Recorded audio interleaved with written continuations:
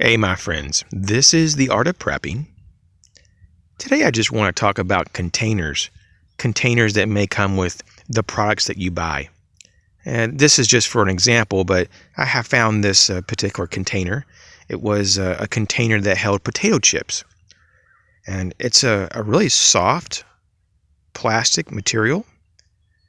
And it's very lightweight. It probably weighs just under an ounce. It has a nice amount of volume. You could store quite a bit in here. A friction fit lid. It's not watertight, but it definitely could be water resistant in certain positions in your bag. And that's kind of what I'm coming down to for like backpacking, hiking or going camping or just exploring your backyard. Maybe you have a really big backyard. And maybe you have hundreds of acres and you just want to go back and check out your property. And so you put on your backpack, and maybe in the backpack you'd want to have some means to organize some of the gear you have in there. And so I got thinking about what could you use just this container for? Well, first off, you could definitely put some cordage in here to keep it from getting tangled up with other items in your bag. You could also use this to separate certain things from other things so they don't make contact. For example, if you have socks, like you have wet socks or smelly socks, and for whatever reason you don't want to air dry them on the back of your backpack because maybe it's, there's rain or something out, and you just don't want the products to get even more wet. So you put them in here to isolate them from other things in your bag.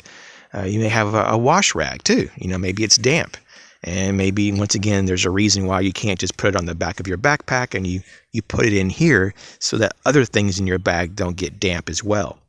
And the list goes on and on. You could even put electronics that are wrapped up in maybe a foam or a bandana of some type, and you could actually put some tape around the seam here of the lid and the body where it makes contact, and you can make it a little bit more, water resistant. And so the list goes on, but it's a really unique type of, principle to kind of really live by. You could have a rifle scope, you could wrap it in some material to keep it somewhat cushioned and safe, slide it in here, put a piece of tape over the lid and to make contact with the body to secure it further. And you have a nice, very lightweight backpacking container to hold some type of optics. So, you can just think about this for days and weeks and months of all of the thousands of items that could just fit in this container. And so you can only imagine what the options are when you look at an entire grocery store, or you go into a big box store and you see all these containers all over the place. The shelves are filled with them. And so I'd say, use what you have when possible. A lot of times people throw these kind of containers out because they finished their product that they bought. In this case, it was the potato chips. And they take the potato chips, they consume them, and then they have this container and they look at it as garbage. And it's gone. It's in the landfill. But basically you can do so much with this, though, as we just talked about. And so, there's a lot of preparedness channels.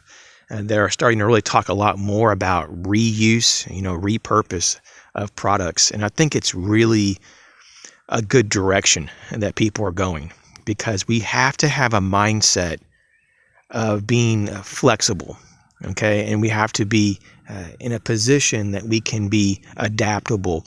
And there's a lot of situations that we will not have the ideal products to overcome a situation. So we're going to have to think out of the box, and we're going to have to use what we have.